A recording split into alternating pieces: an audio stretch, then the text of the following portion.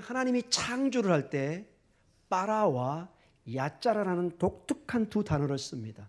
그런데 중요한 것이 이 야짜라는 이 단어를 쓸 때는 오직 이스라엘 백성들에게만 향할 때 씁니다. 다른 이방 민족을 창조한 이 단어를 쓰지 않습니다. 오늘 창조의 단어가, 하나님의 언약의 단어가 이스라엘 백성에게 쏟아지고 있습니다. 그런데 이 본문의 배경은 이 14절에도 보이지만은 바벨론 사람에게 보내진다 하면서 굉장히 어떤 포로기의 어려운 상황 속에서 깊은 흑암 속에 이 말씀이 주어지고 있습니다. 천길, 낭길, 낭떠러지 같은 인생의 모습과 눈에 보이지도 않고 잡히지도 않는 그 고통 속에서 그들은 절망 속에 있을 때 선자를 통해서 이 말씀을 주어주고 있습니다. 이 말씀이 허공에 선포되는 것 같지만 이 말씀은 언젠가는 땅에 떨어져 씨앗을 내며 뿌리를 내며 씨앗을 거둘 것을 말씀하고 있습니다.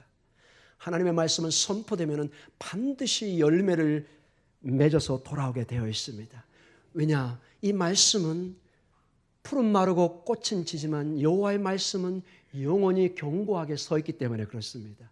오늘 그런데 이 어둠 속에 절망 속에 있던 이들에게 주어진 말씀 중에 특별히 찬송을 하게 지었다는 말로 격려를 하고 있습니다. 그 얘기는 뭐냐? 이들이 찬송을 할 때, 곡조 달린 기도를 할 때 이 어둠을 뚫고 새벽 요명을 열 수 있다는 것입니다. 주의 찬양을 통해서 그들은 희망을 갖고 꿈을 꾸고 새로운 비전과 하나님의 재창조를 바라볼 수 있는 힘을, 믿음을 얻었던 것입니다. 수많은 나라를 그들이 고통 속에 좌절 속에 있지만 하나님은 좌절하지 않으시고 하나님은 고통 속에 그들을 내버려 두지 않으시고 찬양을 통해서 그들을 일깨우기를 원하셨습니다. 그들이 포로기의 그 바벨론 지역에서 찬양하면서 바벨론 강가에서 눈물을 흘리며 때로는 하나님의 약속을 기다리며 할 때 눈물을 뿌리고 기도하려고 나가는 사람은 기쁨의 단을 거둔다는 그 놀라운 축복의 확신을 주시면서 오늘 21절에 이 백성은 비록 지금 포로기에 있을지 모르지만 하나님은 훨씬 큰 하나님의 비전과 꿈을 보고 계십니다. 지금은 아무것도 아닌 것처럼 보이지만 하나님을 찬양하게 하는 우주의 왕을 높이는 그 영광에 서게 하신다는 것입니다. 반드시 이 약속을 하나님이 성취하신다고 말씀하고 계십니다. 사랑하는 성도 여러분, 우리 목동중앙교회는 그저 그런 교회가 아닙니다. 이 영광의 자리에 하나님께서 여러분을 찬양의 자리로 불러주셨습니다. 흥을 돋구고 우리의 온 영혼과 마음을 다하여서 우리 생명의 하나님을 높일 때 이 추수감사절이 우리의 생명이 높아지고 하나님의 영광을 드러낼 때 우리의 가정이, 이 교회가 하나님의 영광 속에 높아질 줄 믿습니다. 이 땅의 삶의 궁극적인 목적이 뭐냐?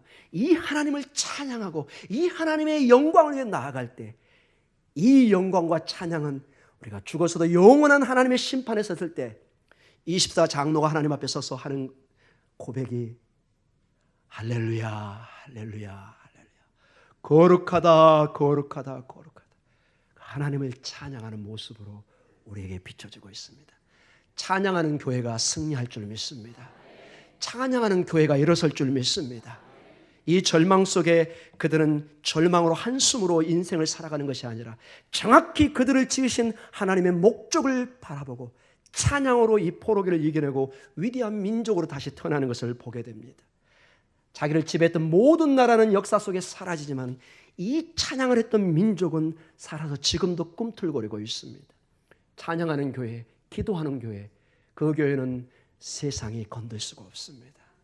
여러분의 가정에, 이 교회, 여러분의 직장의 사업에 주의 찬양이 높아지고 아버지 하나님이 영광을 받으실 때 놀라운 생명의 축복에 임하실 줄 믿습니다. 우리 함께 기도하겠습니다.